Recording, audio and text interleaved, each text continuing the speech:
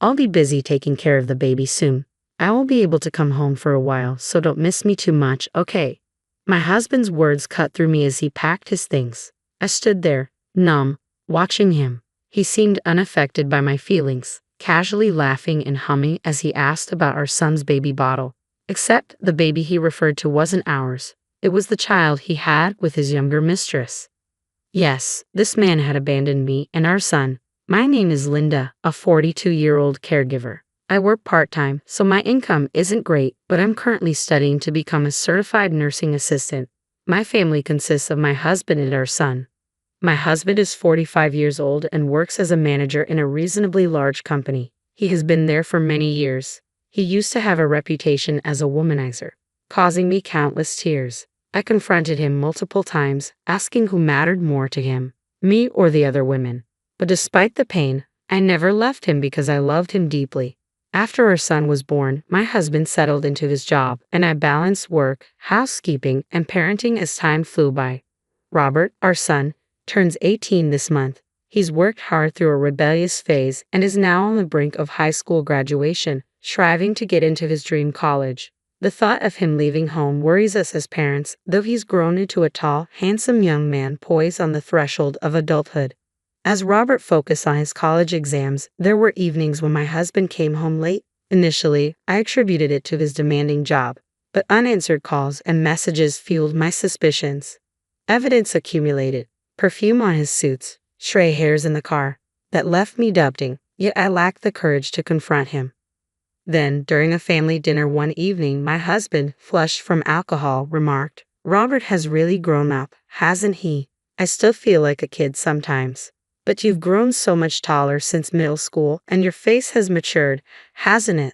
Robert, visibly embarrassed by the attention, awkwardly scratched his head. My husband glanced at us casually and remarked, "So you don't need your old man anymore, huh?" "What do you mean?" I was taken aback by the sudden shift in conversation, exchanging puzzled looks with Robert. My husband finished his beer in one gulp and dropped the bombshell. "Well, the thing is, my girlfriend is pregnant." The room fell silent. Girlfriend? Pregnant? It was incomprehensible. I let out a nervous laugh. "You must be joking. You've had too much to drink." "No, it's true. I've been seeing her for a year now. I intended to keep it quiet, but it looks like we're expecting a baby." I stood up abruptly, shielding Robert's ears. He stared at his father, bewildered. "Robert, please go back to your room." "What? This might be the last time we're all together." I haven't had much chance to talk to Robert lately. Let him stay a bit longer, my husband said casually. "How can you say that? I don't understand how you think it's appropriate for our son to hear this." "And what do you mean by the last time?" Anger surged through me, and I raised my voice. In a protective reflex, I pulled Robert close in a tight hug. He's already stressed with his upcoming exams. I don't want him involved in this kind of conversation. My husband remained unfazed, continuing, "Well, I won't be coming home for a while because I'll be helping her raise the baby, you know." My head spun at his words. So he had a mistress and was expecting a baby with her, dropping this bombshell on us only as the birth approached. I couldn't comprehend my husband's actions. I felt like everything was unraveling. Over our more than 20 years together, there were times I resented him, but I always found solace in seeing him as a devoted father to Robert. Did he truly desire his mistress so intensely that he was willing to discard all the trust and years we had built together? "Well, that's how it is. I'm going to her place this weekend, so I'd better start getting ready," he announced, beginning to pack his things into a backpack. I stood there, feeling like a hole had been torn in my heart. "Hey, do we still have the baby bottles Robert used?" Despite the somber mood, my husband was smiling. I shook my head silently. There was one thing left, not saved for him and his mistress, but for when Robert grew up, so my husband and I could reminisce about our parenting journey, praising each other and sharing memories. My husband muttered something about it being a waste and headed to the bedroom to organize his clothes. Did he just abandon us? Robert whispered tearfully, and I couldn't find the words to deny. 3 days later, my husband left for his mistress's place.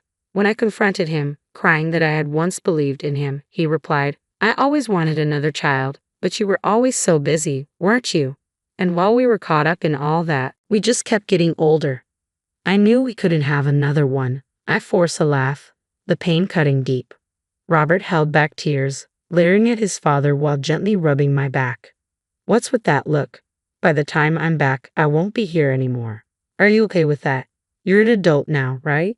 You've lost that childlike charm and aren't as cute anymore. I've heard my girlfriend's baby is a girl, so I might end up liking her more than you. Robert lunged at his father. He flinched momentarily, but then met Robert's glare head-on. She's so young and cute, unlike you guys. I'm really looking forward to our future together. Yeah, I get it now. You're the worst dad. At least now Mom and I know where we stand. I joined Robert, finding my voice. Know that there won't be a home for you to return to anymore. My husband, his expression annoyed, shrugged off Robert's grip and departed without a farewell. Robert stood by me, supporting me as I felt my strength wane. We didn't sit idle after learning about my husband's mistress. We had already begun planning our next steps. About 2 weeks later, my husband called. He chuckled, mentioning how smoothly things were going with raising their daughter, who he described as adorable. He even sent a photo of his mistress holding the child, igniting a simmering rage within me. Unknowingly, he provided us with evidence. I saved the photo and began recording our conversation, amazed at his recklessness. Then, right on cue, his mistress took the phone and started talking. Are you the wife? I'm sorry I've taken your husband all for myself, but we have a child together now, so it can't be helped, right? Well, yes, raising a child can be tough. I'm glad you understand. When your husband first mentioned you, I thought you were just a weak person who couldn't do anything but cry. But that's clearly not who you are. So that's what he had been saying about me to his mistress. Half a year ago, those words would have cut deeply, but now they left me numb. My love for my husband had long since faded. You knew my husband was married with a child, and yet you pursued him anyway. I didn't know at first. He never wore his wedding ring when we were together, so when he finally told me, it was a surprise. But it didn't change my feelings for him. We're meant to be together forever. It's a good thing they're both so clueless. This would serve as evidence that the mistress knew my husband was married and still continued their relationship. While her words were infuriating, the potential payoff was significant. It would have been more challenging to exact revenge if she appeared genuinely remorseful and troubled by the unplanned child. I wished them both well and hung up. 2 years had passed since that day. Then I saw that familiar number on my phone screen. Taking a deep breath, I answered. Hey, how have you been? I'm on my way home now, so make sure the house is clean, okay? Didn't I tell you there's no home for you to return to? What are you trying to prove?